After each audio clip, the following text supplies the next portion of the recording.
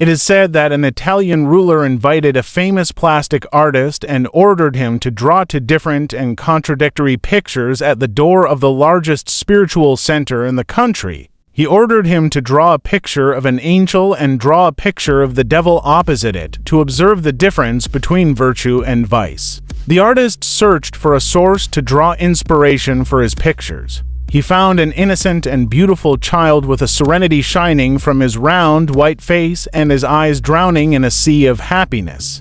He went with him to his family and asked their permission to draw inspiration for his pictures of the angel by having the child sit in front of him every day until he finished drawing in exchange for a sum of money. After a month, the drawing was ready and dazzling to the people. It was a copy of the child's face, and no more beautiful painting was drawn at that time. The painter began searching for someone to inspire the face of his devil portrait. The man was serious about the subject, so he searched a lot, and his search lasted for more than 40 years. The ruler became afraid that the painter would die before he could complete the historical masterpiece. Therefore, he announced a grand prize to be awarded to the most terrifying face. The artist visited prisons, psychiatric clinics, bars, and criminals' places, but they were all human beings, not devils. One day, the artist suddenly stumbled upon the devil. He was a bad man swallowing his bottle of wine in a narrow corner inside a dirty bar.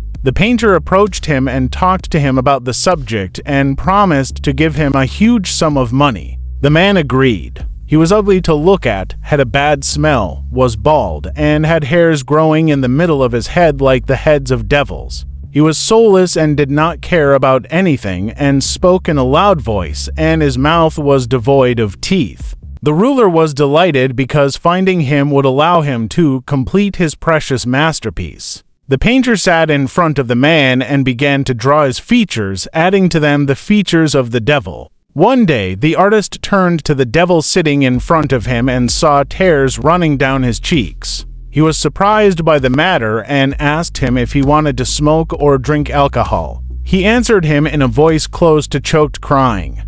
"You, my master, visited me more than 40 years ago when I was a young child, and you were inspired by my face with images of angels, and today you are inspired by my image of the devil. Days and nights have changed me until I became the opposite of myself because of my actions."